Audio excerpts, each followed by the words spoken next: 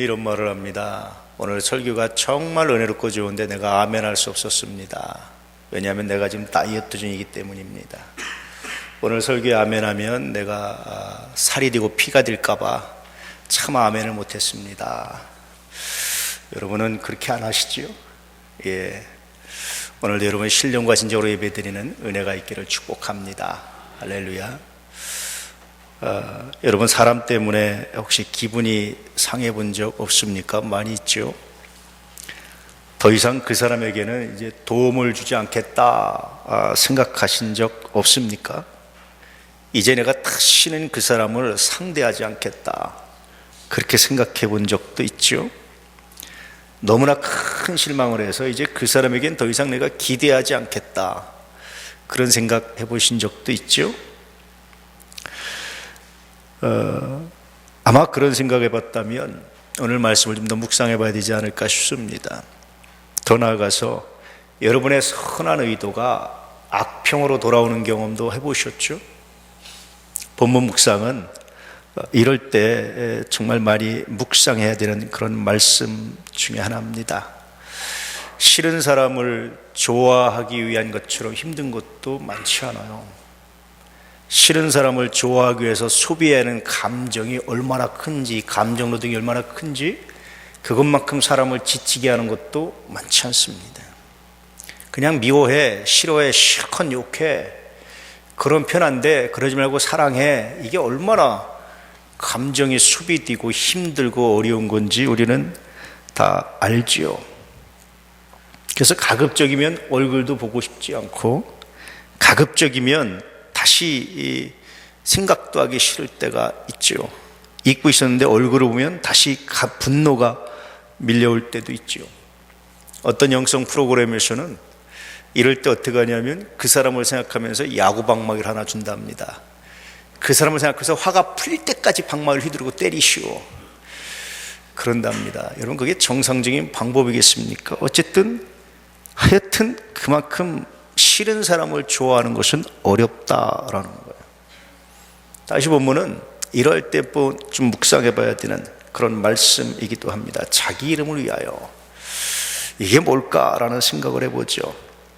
싫은 사람을 좋아하는 것이 자기 명예를 지키며 자기를 존귀하게 하는 방법이다. 이것이 본문의 메시지입니다. 들리십니까? 싫은 사람과의 진흙탕 싸움을 피하는 것이 자기 이름을 위하는 길이다. 이것이 본문의 가르침입니다. 들리십니까? 종종 본문을 오해하는 사람들이 있어요. 내 이름을 위하여, 내 영광을 위하여. 하나님은 지극히 지독하게 이기적인 분입니다. 그렇게 오해하는 분들이 있습니다. 정말 그렇겠습니까?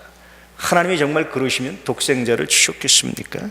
하나님이 정말 그러시면 심판을 유보하시고 길에 참으시겠습니까? 하나님이 정말 그러시면 저와 여러분이 예수 믿고 구원받았다고 감히 말할 수 있겠습니까? 그러므로 여러분 이 본문을 오해해서 하나님은 지극히 이기적이라고 말하는 것은 오해입니다. 성서는 하나님은 사랑이시라 그렇게 말씀하고 있죠. 독재자나 이기적인 분이 아니라 그 사랑 때문에 독생자까지 내어놓으시고 우리의 죄를 대신 지게 하시고 십자가를 짊어지게 하시고 누구든지 믿기만 하면 구원을 받을 것이라고 말씀하시는 분, 그분이 바로 우리 하나님이세요. 그러면 도대체 오늘 말씀에 하나님의 내 이름을 위하여, 내 영광을 위하여 라고 말씀하시는 것이 어떤 의미가 있을까요? 다시 한번 읽어볼까요? 시작. 내 이름을 위하여 내가 노하기를 더디할 것이며 내 영광을 위하여 내가 참고 너를 멸절하지 아니하리라. 하나님께서 하나님의 이름을 위해서 분노를 참고 계시답니다. 하나님의 영광을 위해서 불순종하는 백성을 파멸시키지 않겠다 그렇게 말씀하시는 거예요. 정말 인간들이 쉽게 흉내낼 수 없는 것들입니다. 옛말에 참은 방귀가 독하다 이런 말 있잖아요. 사람은 언젠가 감정을 터뜨리고 폭발시키게 돼 있습니다. 그래서 백화점에 가서 점원들한테 왕노릇하려고 그러죠. 큰 소리치고 아파트 경비원들한테 종놈이라고 하면서 큰 소리치는 것, 이게 왜 그렇습니까? 상한 자존심을 보상받으려는 심리입니다. 어딘가에서 상한 거죠. 어딘가에서 무너진 거죠. 어딘가에서 싫어진 거죠. 어딘가에서 놓친 거죠. 운전만 하면 갑자기 사람이 난폭해지는 것도 뭡니까? 긴장돼서 그렇지만 어딘가 모르게 쓰러진 거 상한 감정이 괜한 것으로 나타나죠. 집에만 가면 큰 소리 치는 게 왜 그렇습니까? 바깥에서 상한 감정 때문에 그래요. 어딘가 상한 것을 어디인가서는 쏟아 놓는 것이 바로 인간들의 그런 속성입니다. 그런데 오늘 말씀은 하나님이 누군가에 쏟아 놓는 것이 아니라 내가 참고 뿐만 아니라 나의 아들을, 나의 독생자를 내놓겠다라는 약속이 사실은 숨겨져 있는 겁니다. 인간들이 결코 흉내낼 수 없는 것들입니다. 종종 어떤 사람들은 교회만 오면 감정을 폭발시키는 분들도 있어요. 큰 소리 치는 분도 있어요. 손가락질하고 지시하려고 하는 사람도 있어요. 왜 그렇습니까? 교회를 약한 곳으로, 내 감정을 표출할 수 있는 곳으로 착각하고 생각하기 때문에 그렇습니다. 자기 이름과 명예가 추락되었다는 피해의식이 약자들에게 감정이 폭발하는 것으로 나타나고 있다라는 거죠. 나름대로 자기 이름을 지키기 위한 몸부림입니다. 자기 명예를 지키기 위한, 자기 권위를 지키기 위한 몸부림입니다. 그래서 혹시 그런 경우를 보면 어딘가에서 상한 감정 때문에 자기 이름을, 자기 명예를 지키기 위한 몸부림을 하고 있구나 라고 생각하시면 아마 많은 것들이 이해되지 않을까 싶습니다. 그런데 하나님께서는 자기 이름을 위하는 방식이 참 많이 인간들과 달라요.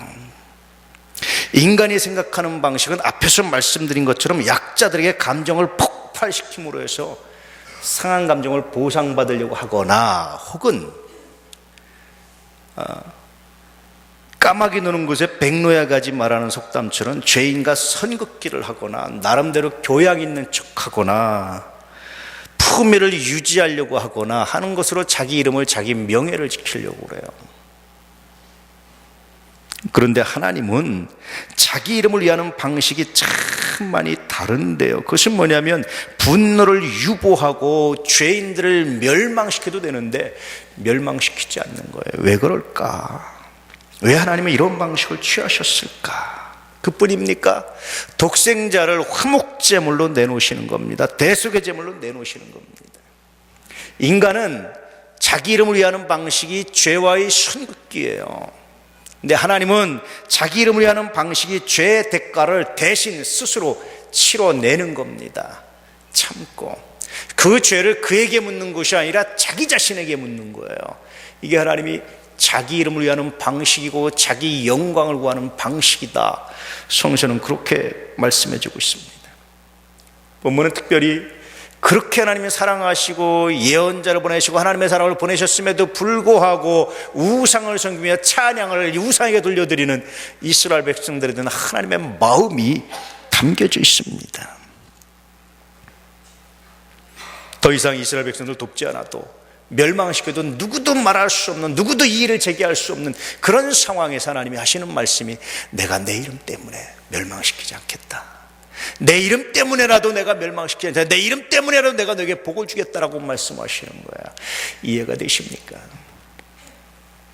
종종 목사라는 직책이 아주 감사하게 느껴질 때가 있어요.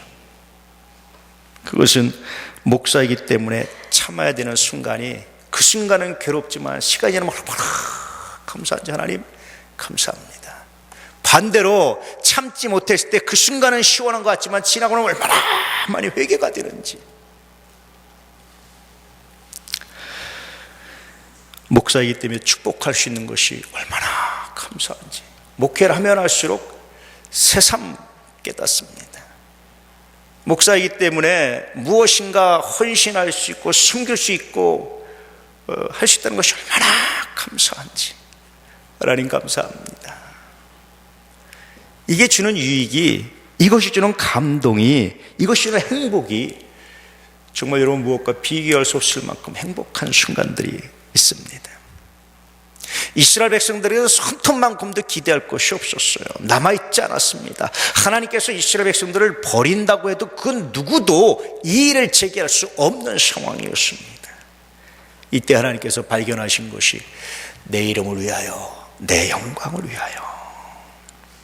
놀랍지 않습니까? 내가 너에게 분노를 쏟아내고 내가 너에게 징계하고 내가 너를 멸망시켜도 아무도 말할 수 없지만 내가 너를 향해서 참고 인내하고 멸망시키지 않는 것은 내 이름을 위하기 때문이다. 이렇게 말씀하시면서 독생자를 내놓으신 거예요. 이렇게 말씀하시면서 가장 소중한 것을 다 내놓으신 겁니다. 이것이 하나님의 마음이에요. 이 말씀 묵상하면서 참 감사했어요. 하나님 그렇습니다. 오늘날 우리가 구원받았다고 말할 수 있는 것, 아무리 생각해봐도 내 안에서 발견할 수 없어요. 의를 아무리 생각해도 내가 완전히 의롭다라고 말할 수가 없어요. 그럼에도 불구하고 우리가 구원받은 것, 하나님 당신의 이름을 아끼셨기 때문입니다. 시편 23편에 다윗이 우리를 사망의 음침한 곳에서 건지신 것도 자기 이름을 위하여 우리의 영혼을 소생시키셨다. 그래서 이것이 얼마나 감사하지. 내가 너 때문에 복을 주고 네가 잘해서 복을 주고 네가 잘못해서 그렇다고 말하면 얼마나 두렵고 불안합니까? 그런데 나 때문이 아니라 하나님 당신 때문에 나를 사랑하시고 나를 구원하시고 여전히 변함없이 함께 하시고 구원의 약속을 취소하지 아니하시고 보증하시고 확증하신 것이 하나님 감사합니다. 당신의 이름을 아끼신 것이, 당신의 영광을 아끼신 것이 이렇게 은혜가 됨을 내가 이 순간 고백합니다. 우린 종종 그러죠. 내가 기도했기 때문에 복받았다. 내가 순종했기 때문에 복받았다. 내가 이렇게 잘했기 때문에 복받았다. 아닙니다, 여러분. 내가 한 기도 중에 엉터리 기도가 얼마나 많은 줄 아세요? 잘못된 소망을 가지고 잘못된 꿈을 가지고 한 기도가 얼마나 많은 줄 아세요? 내가 한 기도대로 다 이루었으면 여러분 인생이 잘 될 것 같죠?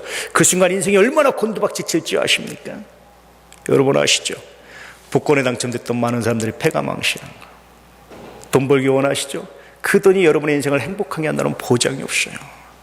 높은 자리에 올라가기 원하시죠? 그 높은 자리가 여러분 교도소 담장을 걷고 있다는 사실을 기억하시기 바랍니다. 때때로 하나님이 내 기도한 대로 안 들어주셨기 때문에, 그래서 우리가 행복을 누려요. 하나님이 내가 기도한 대로가 아니라 하나님이 가장 선한 것으로 내 삶을 채우셨기 때문에, 그래서 우리가 비로소 감사를 고백하게 됩니다. 내가 기도했기 때문이 아닙니다. 그 기도를 하나님이 선용하고 들어주셨기 때문이지, 내가 기도했기 때문에, 내가 그랬기 때문에 복을 받은 게 아니에요. 좀 더 말하면, 좀 더 말씀드리면 하나님이 자기 이름을, 자기 영광을 아끼셨기 때문에, 할렐루야. 내가 순종했기 때문에, 여러분 순종 속에 있는 악이 있다는 걸 아십니까? 여러분이 아는 헌신 속에도 여전히 악이 존재할 수 있다는 걸 기억하십니까? 그래서 오늘 말씀은 두 가지 면에서 적용해 보면, 첫째는 내부적인 면이고 둘째는 외부적인 면이에요. 내부적인 면에서 자기의 마음속 깊이를 묵상해 보면 아무도 모르는 죄를 발견하게 되죠. 선함 속에 감춰져 있는 악함을 찾아내기도 합니다.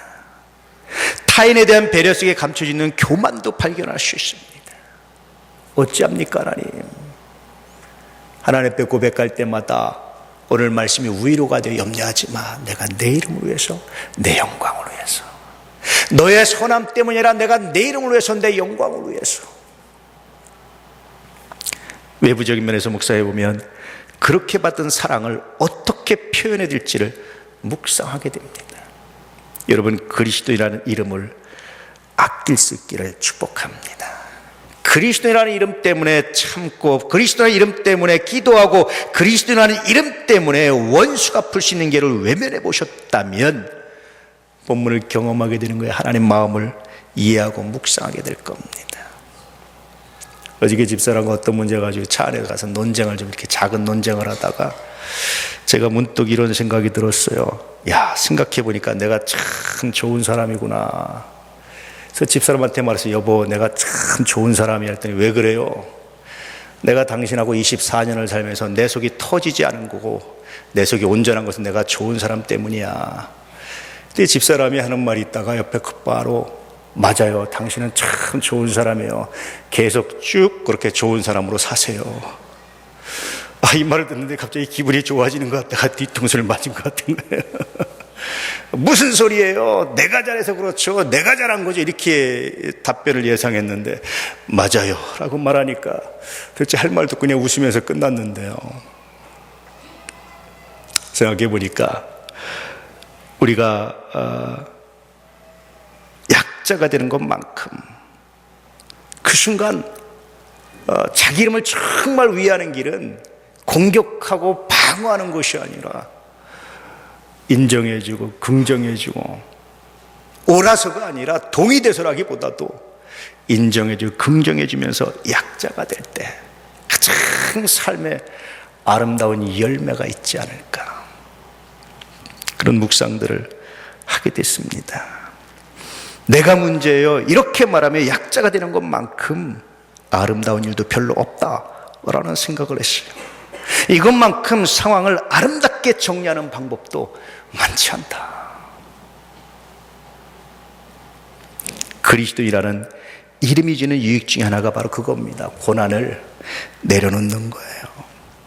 고난이 있을 때 약자처럼 행동하는 겁니다. 고난이 있을 때 약자처럼 행동하면 고난을 내려놓을 때 행복하지만 고난이 있을 때 마음껏 고난을 누리면 내려올 때 불행합니다. 내놔야 될 때 불행합니다. 우리는 영원히 고난을 갖고 있는 사람은 아무도 없기 때문에 그래요. 그래서 그리스도의 이름을 생각해 보면 그 주는 유익이 주님처럼 약자가 되는 것이 아닐까. 주님도 그러셨고 주님을 전했던 많은 사람들이 그 약자의 길을 걸어갔습니다. 전도를 하다 보면 뼈저리게 느낄 때가 있죠. 그저 그 한 사람 예수 믿고 구원받는 것이 너무 좋아서, 그 한 사람 구원받는 것이 그렇게 나와 생각해보면 그렇게 큰 문제겠어요. 그런데 그 한 사람 구원받는 것이 너무 좋아서 때때는 전도하는데 말도 안 되는 비난을 쏟고 이야기를 하고 공격을 하고 시비를 걸고 다 하는데 선생님 맞습니다. 그런데 그래도 예수 믿으셔야 됩니다. 약자가 되는 거예요. 저는 그것이 그리스도인이라는 이름이 주는 유익이라고 확신합니다. 그것이 그리스도인이라는 이름을 아끼고 그리스도라는 이름을 소중히 여기는 방법이라고 저는 확신합니다. 그래서 그 한 영혼이 구원받으면 아버지 하나님의 마음이 기쁘고 아버지 하나님의 영광이 돌아 그 영혼에게 천국의 영생의 소망이 주어진다는 사실 때문에 약자가 될 수 있다면 100번이나 1000번이라도 하나님 하겠습니다, 이런 고백을 하잖아요. 이것을 잃어버리는 순간, 기득권을 가지려고 하는 순간 미안하지만 하나님의 마음을 잃어버립니다. 그 이름이 소중해지지 않습니다. 그 명예가 소중해지지 않습니다. 결코 존중받지 못합니다.